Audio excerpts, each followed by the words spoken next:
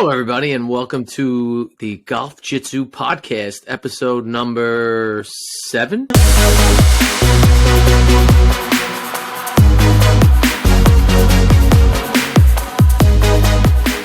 Six? Why you always one ahead? Hello, everybody, and welcome to the Golf Jitsu Podcast, episode number 6. I am Douglas Russo.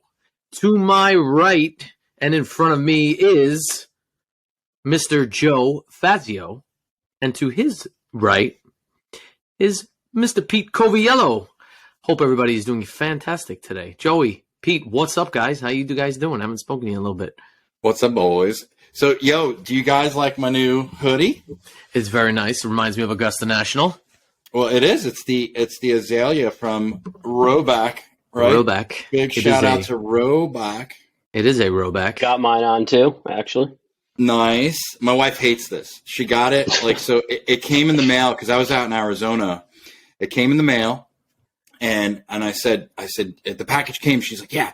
I was like, all right, get one of the girls to videotape you opening it because I want you to see. I want to see your reaction when you do it. She's like, nope, I'm not going to do it.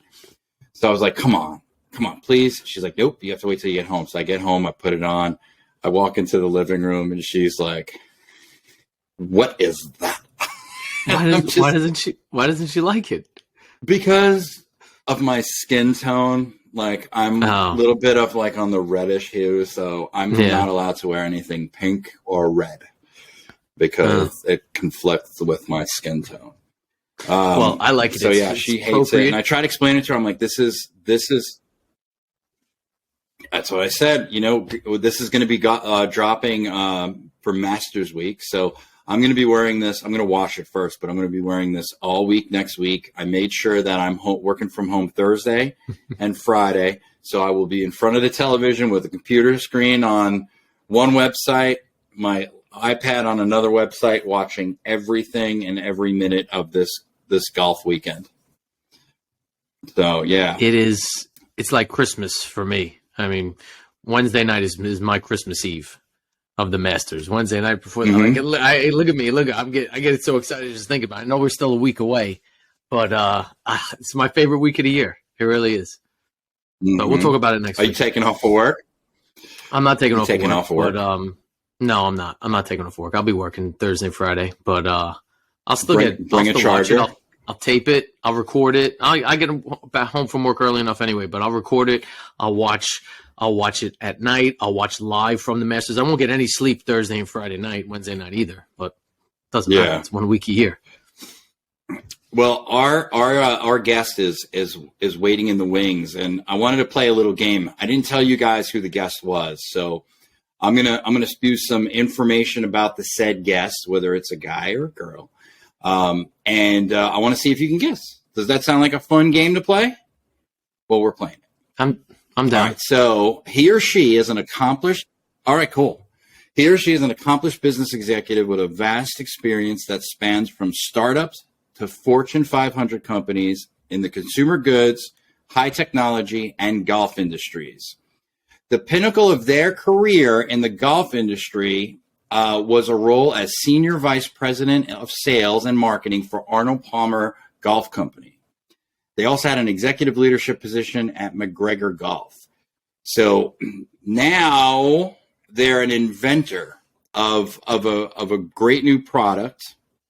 Can you guess who our guest is? See, at first I was going to go Michael Jordan, but then kind of went out the window on those last couple hints. So I got nothing. I was like, man, episode 6, we're getting Jordan in already. I was going to say Richard Bronson, but not with McGregor or Arnold Palmer Golf Company. Or Arnold Palmer. So, I'll give you a little hint. Oh, I don't know who the Bob Winskowicz. Nick Faldo. Again, that's another like sick episode of them. We're not getting Nick Faldo, buddy. I'm sorry. Damn it. But it's Bob Winskowicz. He's the CEO and inventor of SQAIRZ. Let's let him in.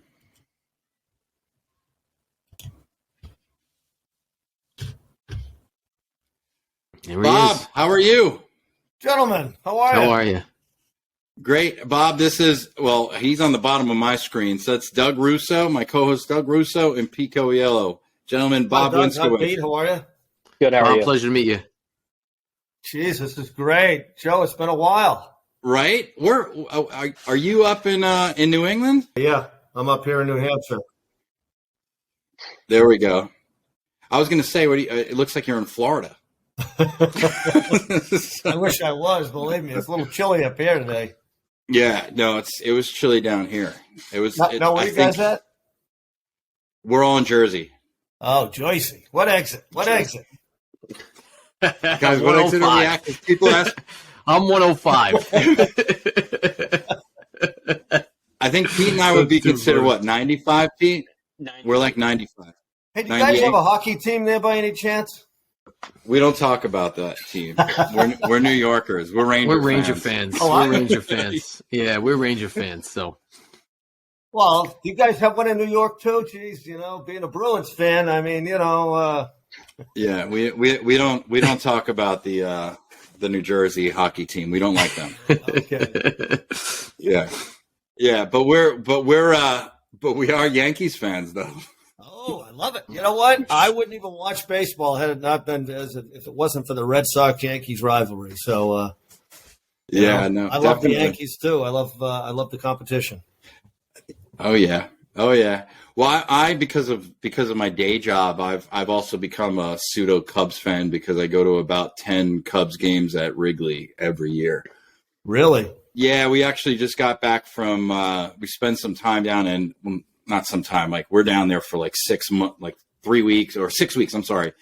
We go down there for spring training. So we were down there for opening day. And then I just got back from Arizona.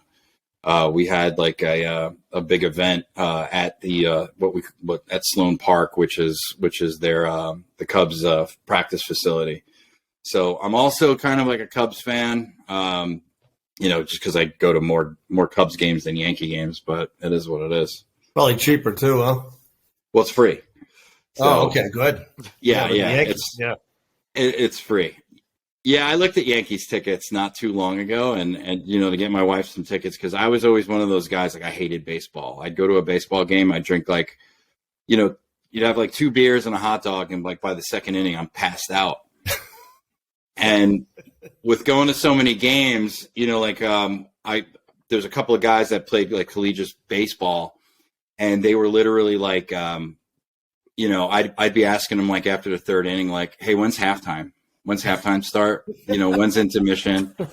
What period are we in?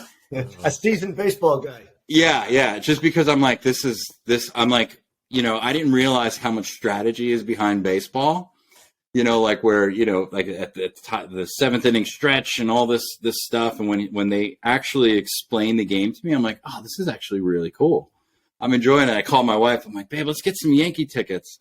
And keep in mind, when we go to games, we're in like box seats. We're in like, we're sitting in like, if you've ever heard of like the 1914 Club, which is like right behind home plate. And it's like, think of like a speakeasy where you go downstairs and you have any food or drink or anything that you want. You're sitting right behind home plate. And I'm looking at Yankees tickets and I'm like, I can afford Bleacher Creature tickets. Yeah. That's all I could afford. So it's like, I tend to go to more. I understand. More Cubs games. But how are you? I'm doing great. Yeah, things are good. Business is good. Things are good. Yeah, I'm excited for 2013. We just launched some new shoes, so I'm sure we'll get into it. But things are great. Yes. Yeah. Awesome. I got the guys actually last season. I got them some squares that they've used. Pete used them actually in the last round that we played. Yep. Doug and I haven't played since last year, so I can't confirm or deny whether he's worn them yet. But we haven't gotten into them, and I tell you, I wore the new Bolds right here. All right. Out in Arizona, and they were magnificent. Well done. It. Good to Very hear. comfortable. I love it. Very comfortable. Quick question for you. How did this whole SQAIRZ thing start? Like what's the, what's the catalyst that made you want to design a square-toed shoe, or like the science behind it? Yeah, it started, my background, I worked for McGregor Golf for a number of years, and then I went to work as the Senior VP of Sales and Marketing for Arnold Palmer. And I ran Arnold's Golf Company for a little over 3 years, which was quite an honor and pleasure. And, we did some work in ground force, and I was always intrigued by, and this is back in the 90s, always intrigued by ground force. And it seemed like it was something a lot of people never talked about. Yet most of us, when we learned the game, people would say the game is built from the ground up. And with that said, the shoe always kind of got relegated as an accessory, a fashion statement. And nobody ever thought about the importance of a golf shoe. And I would argue to anybody who will listen to me is that there are two connections in the game of golf: your hands to the club and your feet to the ground. And your golf shoe and your feet to the ground, or your golf shoe is the only connection to the ground. And I would argue it's probably the most important piece of equipment. And I'll get into that in a minute. But I started looking at all the shoes that were being launched at the time, later on with the Echo shoe. And, a lot of those shoes out there that were these lightweight sneaker-like shoes. And there's an old saying in golf footwear: if you could take a golf shoe and hold it by the heel and the toe and twist it, this isn't a golf shoe. You throw it away, toss it, get rid of it, because it cannot facilitate the golf swing. So at the time we started looking at, I started looking at ground force, started looking at biomechanics and things of that nature. And it led me to the fact that if you could take a shoe, and even Phil Knight in his book Shoe Dog wrote that in order to allow the foot to operate properly, you need a wider toe box. The problem with trying to build a wider toe box is that you're limited, because if you're doing a rounded toe shoe, if the more you widen from here back, it starts looking like a clown shoe. So, it's something you can't really do. So the science led us to allow the toes to sit naturally in the shoe, very similar to like a sandal, if you can allow your toes to operate properly. So with our shoe, your toes sit naturally.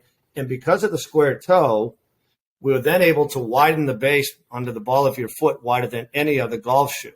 And that's something that every golf footwear manufacturer has been after for a long time. And even FootJoy did a good job back in the day when they added the pods on the end, pods on the base of the shoe with the Pro SL. Mm-hmm. And what they were trying to do is just expand the base there. That will inherently give you better balance and better stability. But with ours, with the toes sit naturally, you get a better feel for the ground. You'll have definitively better balance and better stability. Then as you widen the base, again, you add more balance and stability right here. But then when you look at the total surface area coverage of the shoe on the ground, it's far greater than any other shoe. That's going to give you much better energy exchange with the ground. And I'll touch upon that. So when the golf swing, as you guys know, you create ground force. And it's Newton's third law. Every action has an equal amount of reaction. So as you put that pressure into the ground, it comes right back up through you. And that's what creates power and distance in the golf swing. So as you put that pressure, if you watch somebody like Rory or JT or even Tiger, as you watch them, it looks like they're kind of sitting down as they're coming down. But what they're doing is they're forcing the pressure into the ground. And as they hit the ball, it looks like they're coming up on their toes. Well, that's because they're generating about 1.3 times their body weight into the ground, and it's literally lifting, that force is lifting them up. So that's where you get swing speed from, is your interaction with the ground. And think of it this way, that you put the pressure in the ground, it comes back up through you, down your arms, through the club, and into the ball. So the club is merely a conduit to give the energy that you create to the ball. And think of the lightning rod. It's the lightning comes down, goes through the rod, and then it's transferred. That's what a club does. Everybody gives the club too much credit. And then all of that energy is transferred to the ball. So the ball is just sitting there, and then it goes somewhere. But you create the energy with the ground, and your only connection to the ground is your shoe. So when we looked at this, we said, wait a minute, if we can improve somebody's balance and stability, that and ground connection, you'll create more energy, you'll be straighter and longer. Now, how do you get straighter and longer? Well, the biggest difference between a tour player and an amateur player is they boiled it down to what they call postural control. And another word for that is stability. Stability is your ability to control your body through a movement. Balance is one thing. Stability is controlling your body through that movement. So if, as you guys know, your arms follow your body. So if you're leaning forward, back, left, right, your arms are going to follow your body. So if you're off balance, that's distance. That's accuracy because your arms follow your body. So if I can improve your balance and stability now, and I can help you create that energy and then use all that energy, that transfers, and we can measure that today. We measure that with pressure mats and all of the sophisticated software out there. So it's a definitive science. It's not opinion. We can put you on a pressure mat with every golf shoe, and I can put you in our shoe, and I can prove to you that I can show you where your trace line is improved, which is your balance and stability. And therefore, because I can prove that, it transfers more energy into the ball and you'll hit it straighter. So that's how it all came about, was the science. And I like to tell people that I don't put myself in Ely Callaway or Karsten Solheim's. I'm not in their class, but when they sought out perimeter weighting, and if you remember the days of the Big Bertha and the Ping irons, they came out, people go, what the hell are those? That driver looked like a snow shovel with no hosel, and then the Ping irons looked like, it was from Mars or something. But you know what they did is they was both seeking independently, they're both seeking perimeter weighting. And when they got done, that's the way perimeter weighting looked. They didn't let design dictate how it looked. They let the science dictate the design. And that's what we did. We said, all right, here are all the facts, the figures, and if I can allow the toes to sit naturally, build out the base, I do care what they look like. They're still a good-looking shoe, but, again, it's a more squared-off toe. And it's not perfectly square. It's got a 70-millimeter radius. So that's really how it all came about. Mm. No, but where'd you get the idea for the actual square toe, other than, the science of, but what sparked that idea for you? Yeah, it was one day back in the 90s. I was visiting a friend at the course that we were members at, and I was coming from work, and I was wearing a pair of square dress toe shoes, and I get to the range, and we're talking, and I picked up one of his I think it was a 9-9, and I picked it up as I'm talking to him, and I decided to get in the bay next to him and start hitting balls. Next thing you know, I'm striping them right down the middle. I'm thinking to myself, geez, maybe it's because I'm swinging easier, not coming out of my shoes because I'm wearing dress shoes, And then I thought about balance and stability, and I felt better balance, better stability. I attributed at the time to really the fact that I was wearing dress shoes and I was just swinging, I thought a little easier. So that thought really never left me. And then as I started looking into footwear and things of that nature, it came back to me, and that kind of guided my direction. Okay. Makes sense. Yeah. So in terms of you've got, obviously, Nick Faldo's is we see the Golf Channel commercials all the time with Nick, John Daly, Sepp Straka. Are you planning? You don't have to tell us who. It would be nice if you did. But are there any other tour pros that are planning to jump on the SQAIRZ bandwagon?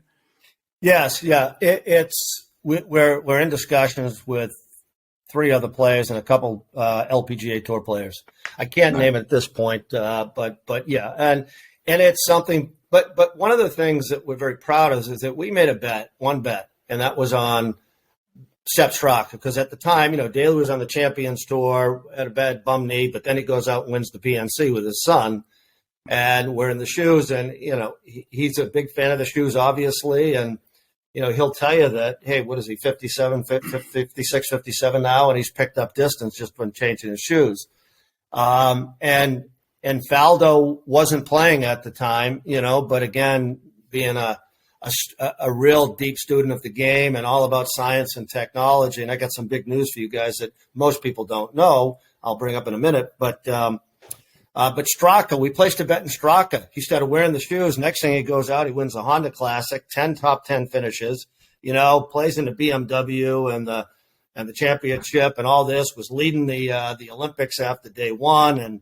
we have one player really on the PGA Tour, and he's out there killing it. So, we're very pleased at that. But we got people that like Bobby Clampett, one of the top instructors. His focus is his teaching style is called the Impact Zone. We've got Rick Smith, we've got Jim McLean, we've got Tom Kolb, Nick Bradley, Taylor Crosby, Jake Thurm, all of these very popular instructors who are all about ground force. But getting back to your point is that, yes, we've got the visibility on tour. We've won on tour. It's proven on tour. And you'll find this out pretty shortly. But Faldo's going back out. Faldo's going to go back and play some champion tour events. He's nice. In May. And not too many people know this. It's been kind of kept secret. So I'm blowing it out here. And Fanny, who is his longtime caddy, is going to be on the bag. So, and it's quite a testament to Nick. Here he is. He's 60, I think 5 or 6. And he's, he hasn't played competitive golf in a while. And he's putting himself out there. He's going to go out. He's still got that drive to compete. He wants to get out, see how it goes. It could go good, bad, or indifferent, but he's willing to put that out there and go back on tour, and he'll be sporting squares. And, we're going to be doing a lot of promotion around his comeback. Nice. That's a Golf Jitsu exclusive. It is. It really is. Not too many people know about it. And, I hope I don't get in trouble for this. But anyway, it's all right. We're definitely not keeping this one silent. Am I right, boys? No, please don't. I always keep one nugget every time I do a podcast. So there you go. That's a pretty big one too. That's actually a pretty awesome nugget. That's a pretty awesome nugget. That's huge. That is tremendous. It really is. It's exciting because think about this. Think about being the best in the world, winning 6 majors, 40-something wins, and playing at a certain level, and then getting out of the game for a while, and then going back to compete and to play again. And, it's that love for the game, his desire to compete. And I guess it's, he's been out there working with a trainer. He's been playing, hitting balls. He feels good. He's very active. He keeps himself in great shape. I'd love to be in the shape he's in.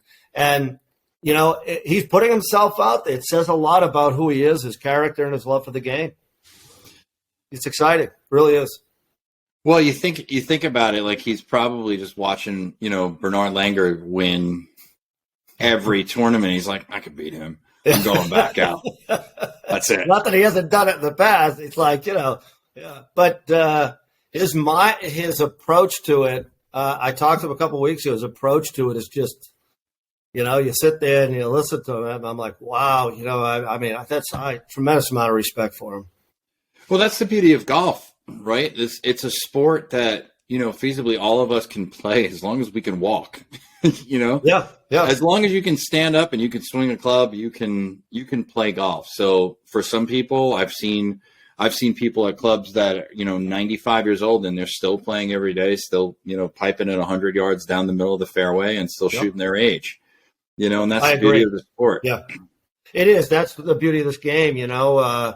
You keep yourself in reasonably good health, your back and walking your legs. And, even with carts today, hey, you get out there, you get out of the cart, you swing at the ball, and, it keeps you a little younger.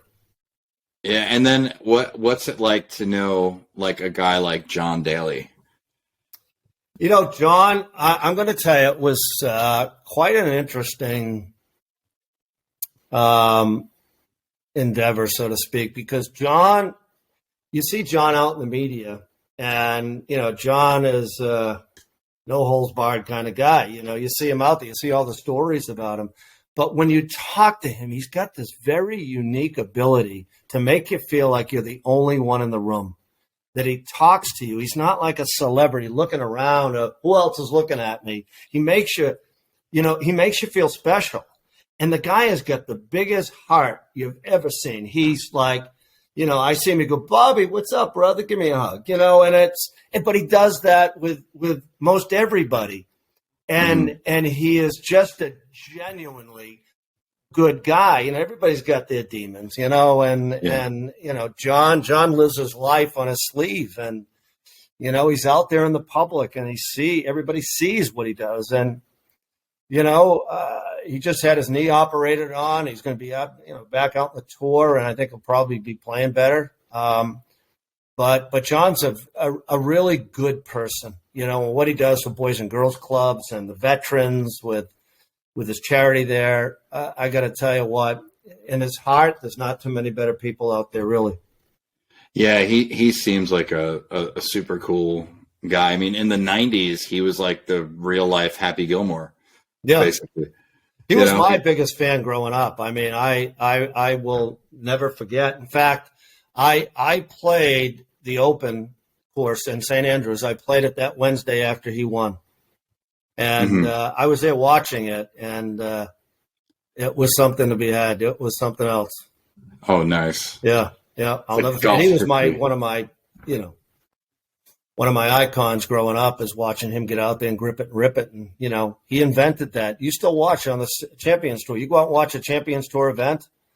I mean, the crowd is still there. He's the one that's the most followed still.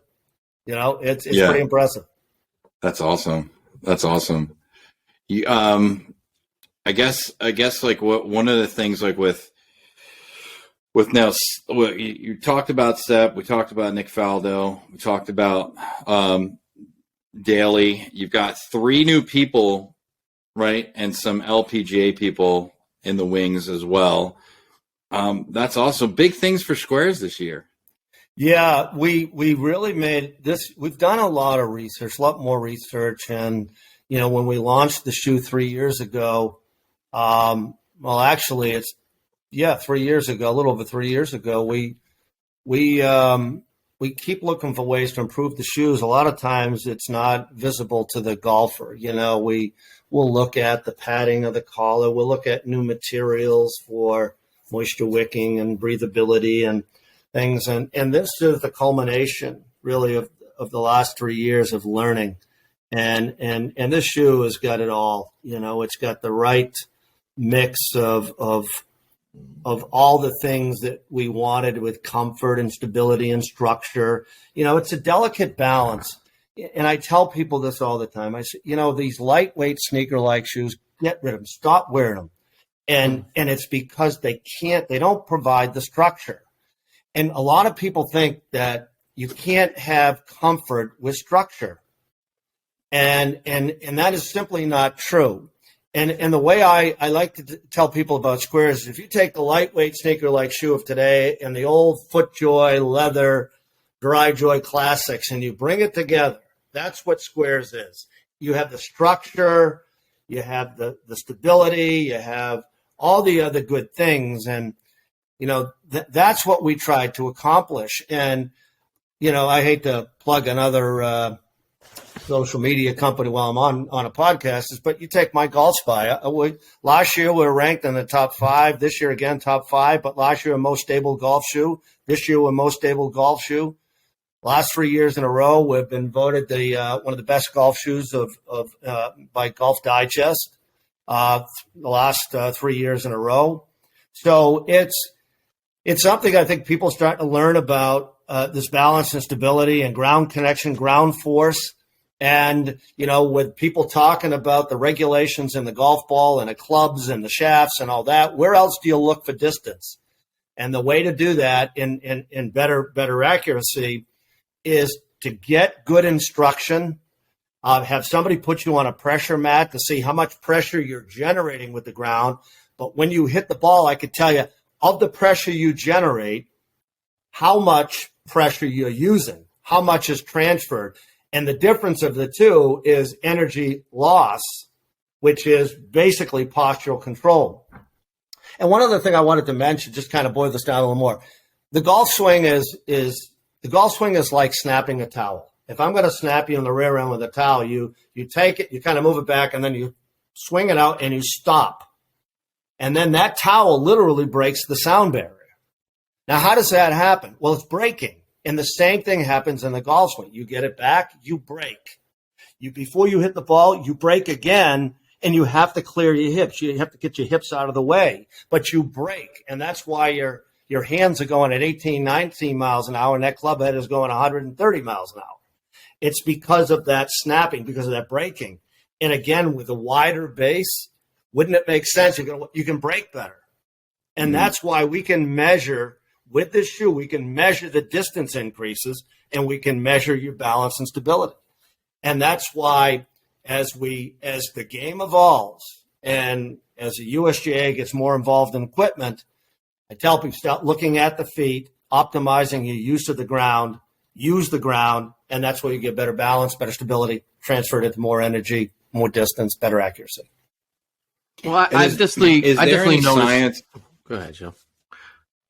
Oh, go. I'm sorry. I definitely noticed. We got the shoes last year, and I've worn them countless times. And I walk. I know we all walk, 18 holes, and I've noticed that the balance is definitely 10 times more than any of the. I'm not going to say the other brand of shoes that I wear, but I mean the balance is right, so much better than there. And my feet come off the ground, not as much as Scheffler does. His feet are, forget it, come off the ground like crazy. But for me, it's right, like it's unbelievable his footwork.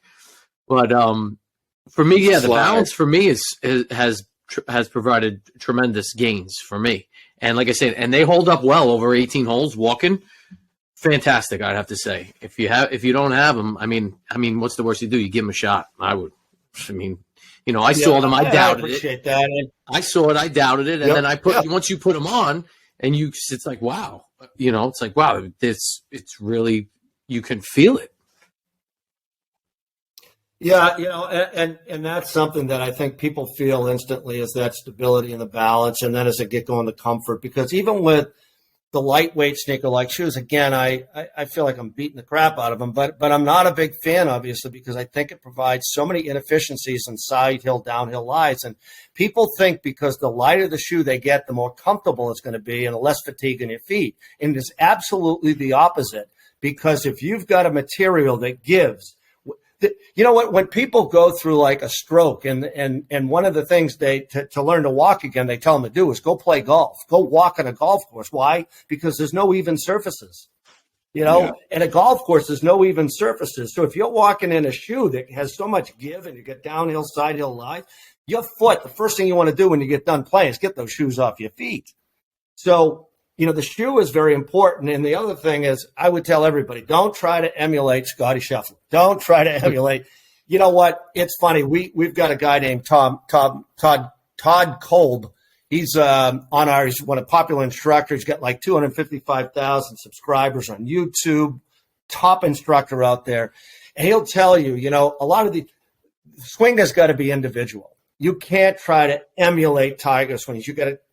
You can't try to emulate Scottish. Your body has a certain way of moving, and that really can't be changed too much. You should use that as the basis and then find a way to perfect the swing based upon that. And that's what Scotty did. That's Tiger. That's everybody. I mean, take Jim Furyk. I mean, look, he makes it work, right? But again, I love when people go to a good instructor, they put them on pressure mats and swing speed monitors, they film them, and then they use their skill of looking at thousands and thousands of swing and use the data as a guide to help people play better. And what they usually do is they eliminate inefficiencies in the swing. And when they can start checking those boxes of eliminating them, it always transfers into an efficiency. But it starts with balance and stability. I've noticed too, one of the benefits of the squares, from my game is that I have very, very active feet. Mm-hmm. I didn't realize I used the ground because I would buy all these, these little training nubs that, the pressure pads that you stand on, take a swing, and it teaches you how to use the ground. And one day Pete and I are playing and he comes up to me, he's like, "You use the ground really well." And I had no idea that I used the ground. I thought I had something I had to train, and one of the differences that the squares did for me is that it's quieted down my swing, like my feet. So now I feel like like I like the way, like Pete, for example, with his swing, his feet are very quiet. You know, he gets the same amount of power, the same amount of speed as I generate, and his body doesn't even look like it's moving. Mm-hmm. And I noticed that with the squares, my feet are planted where they don't move, like where I'm not kicking out. And my right trail leg is just coming around and spinning out like it normally does. I'm way more like compact. And you could feel it from the setup too. When you do set up, you can definitely feel a difference there. I wear, you know, like I've worn other golf shoes where I literally have to tilt back and forth and kind of like sway into balance. And then hopefully I can hold that posture, you know, through the backswing and through the downswing and everything. Right. And 9 times out of 10, I lose it. I feel like when I wear squares, I can really go after the ball and my feet are going to be planted. You know, yeah, that's great. And that's what we hope for right there. I'll give you a little tip too. One of the things we do, and Faldo does before he hits the ball, is if you watch him, it looks like he's lifting up his toes, you know, and because he can determine his balance right then just by lifting up your toes, because really in the golf swing, the swing happens from what they call the distal, the distal transverse arch and the proximal transverse arch. So really all of it happens in here. The biggest enemy is your toes. The more you grip the ground with your toes, the worse it is. So it tightens your whole body. So what a lot of guys do is when they get up, they set up. They'll try to elevate their toes a little just to make sure. So it's a good tip just to get you feeling that balance point.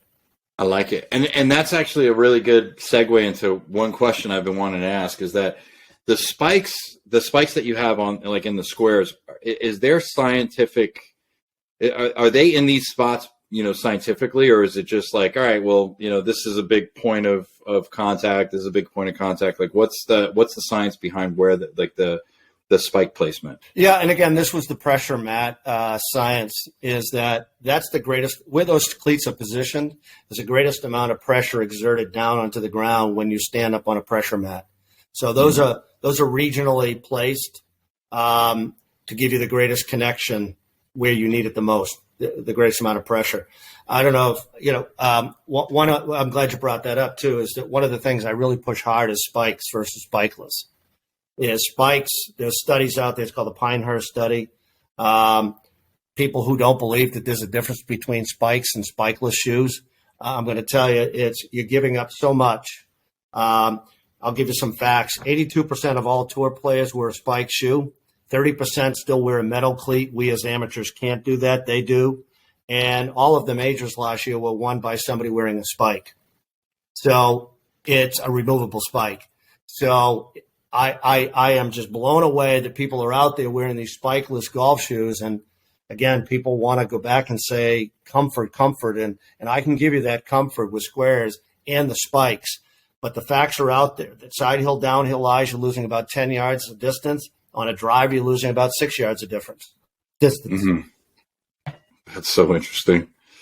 Yeah, I remember one time I went to go play and I left my shoes at home, and I was playing with like slip-on sneakers, and I hit it right above the trap, and I was in this like weird angle lie, and because my feet are so active, you know, I took the shot and my foot came out of my foot came out of the shoe. Like basically the shoe flipped up. So if this is my foot, this is the sole, the shoe flipped up this way. The guys I was with shrieked because he thought I broke my ankle. He's like, "Oh my God." And it's just the shoe flipped up because I had no stability. Yeah. You know, I wasn't able to grip the ground at all. And it's just like from then on, it's like I keep a pair in my trunk just in case I do, you know, forget them or if I'm like running out of the house. But yeah, I definitely agree with wearing a spike is definitely way beneficial than wearing a spikeless or a sneaker, because you see that a lot on the tour too, where some of these guys, you know, they wear these, you know, high fashion brands and you know, I always like to see like, are they wearing spikes? And some of them walking and they're literally sneakers. They're regular sneakers that they're wearing.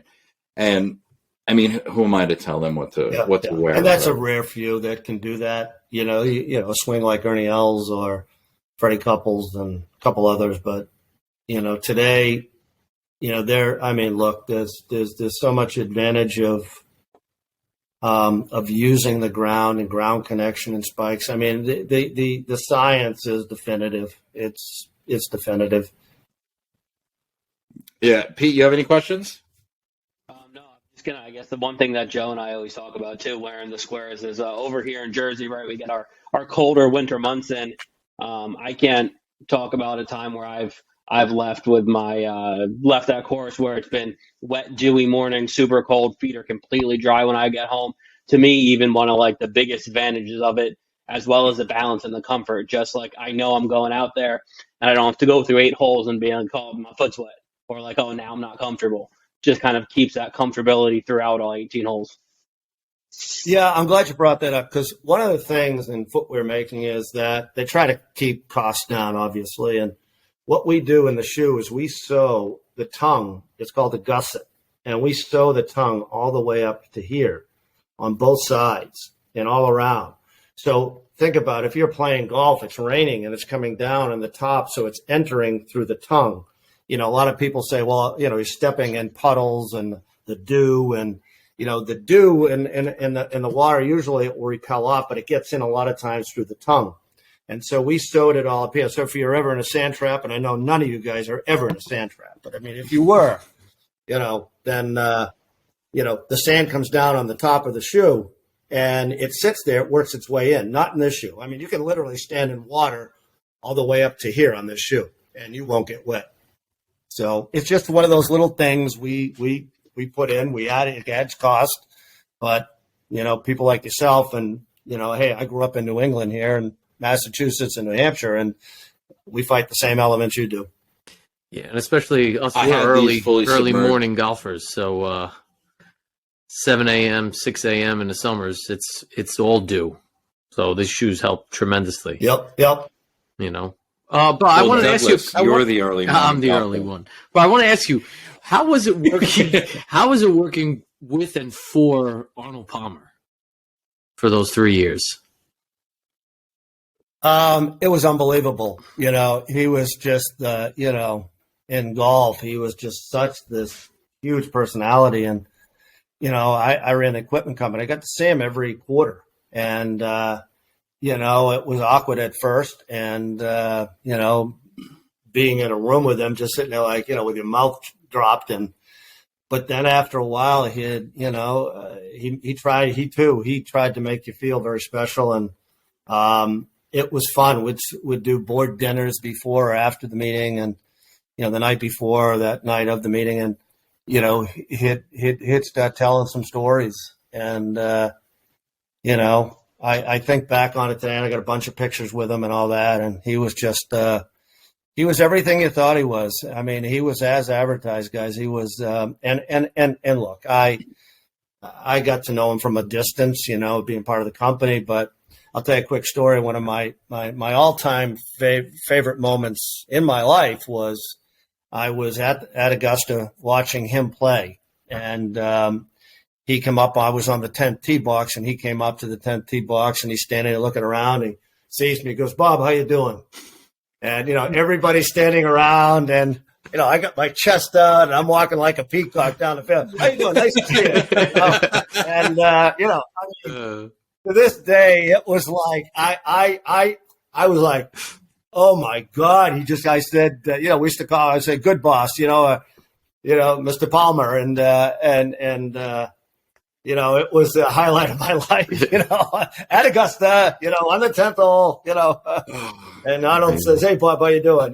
So that was a very special moment. But that's indicative of who he was. He probably knew what he was doing. So. Amazing. Well, they call him a king for a reason. Yeah. So that was a highlight. Oh, that's awesome. That's right. That is fantastic. That's awesome. Yeah. Hey guys, I do want to bring up something. I'm, I don't know if you know this, but we launched a shoe about a year and a half ago. We're all sold out. It's called the 316, and that was based upon John 3:16. And I noticed, Joe, that you had on the bottom of your email Philippians, and yeah, I'm a Christian and I believe in it, and I like to talk about that as well in golf, and so I very appreciative of the opportunity. We're blessed. We're a good company that we've got 11 employees, and we give to a lot of charities. We do a lot of work with we did Children's Miracle Network program. We've done breast cancer. We do a big thing with Operation Christmas Child, Billy Graham's son's program. And last year we built over 320 Christmas boxes, child boxes, and Nice. all of that for the thing. So we do give back. I just wanted to take a moment to let people know that we give back. We're very proud of that. And, we appreciate what you guys do too. So I always like to tell the people that without these type of podcasts, people talking golf, companies like mine have a hard time getting in front of people. Yeah, we spend a lot of money on TV and this, but this is where people gravitate to listen, and so I appreciate what you guys do. Well, the other thing too is that you guys are direct to consumer. Yep. So it's not like you can go into, a Dick's Sporting Goods store, and try on a pair to see like, wow, yeah, these are really comfortable. I could definitely walk 18 holes in them. You know what I mean? So, Yep. So whatever we can do to help you guys get out there and, do what we can to at least get the word out that, these golf shoes are going to change your swing. They're going to increase your power. They're going to increase your stability. They're waterproof, something that's super waterproof. Yep. Where literally you could, as I said, I got into a bunker and it was, the ball was it was like a lake inside the bunker because I guess it had just rained. And I literally stood right up to here in water to get my ball out of there. And, the guys are like, dude, your feet are going to be soaked. I'm like, no, they're not. They're fine. I kicked them off. I'm like, they're dry as a whistle. That's great.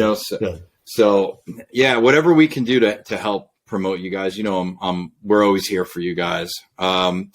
Now that we're hitting the season, now that the season's kind of hitting, where we're going to be playing golf, Doug will be playing with his foursome at 6 a.m. on Sundays. Pete and I will be playing Twilight. We'll be taking videos and whatnot. Awesome. Except for the rare occasion that I go out with Doug at 6 o'clock in the morning on a Sunday when I'm up at 5 o'clock every day. And last thing I want to do is wake up at 6 o'clock and 4 o'clock in the morning on a Sunday to come play golf. So I've been a no-show once or twice, right, Doug? Yeah, there's nothing like those 6 a.m. rounds, though, man. That's a cardinal sin. You're That's in. a cardinal sin in Yeah. those shows. You're in and you're out. But yeah, those are, so those shoes are key for those early rounds, Joe. So make sure you pack them because that's what you're going to need. But Bob, where Guys, can look, where can we get those shoes? Where can our listeners go to see what you got and to purchase your shoes? SQAIRZ.com, and that's SQAIRZ. SQAIRZ.com. That's the only place you can get them. And give them a try. We have a 30-day money-back guarantee. If they don't work for you, send them back. But I'm confident they will. But guys, thanks for what you do, and I appreciate the opportunity to be on the podcast. Bob, thanks for spending some time with us. We appreciate it. Thank you so much for coming on. I know we're a new podcast, and this is episode 6, so we're just getting started. And like Doug loves to say, even the best started out somewhere. Hey, I'm one of them. We were one. So look, I will promote this out when this goes. We'll promote it out to our members and all of that, and we'll let them know that you're out there. So again, thanks for having me on. Really, and yeah, our podcasts drop every Monday, as long as I can get them edited and everything. We usually put them on first thing Monday. We're on Spotify, we're on iTunes and YouTube. At the current, everything is the Golf Jitsu Pod. So that's all of our contact information for any of the listeners out there that want to subscribe to us on Instagram. It's the Golf Jitsu Pod. So it's just like it sounds. It's spelled just like it sounds. So, Bob, thank you. Again, Bob, thank you. Thank you for your time. My pleasure, guys. Look, thank you again. I really appreciate it.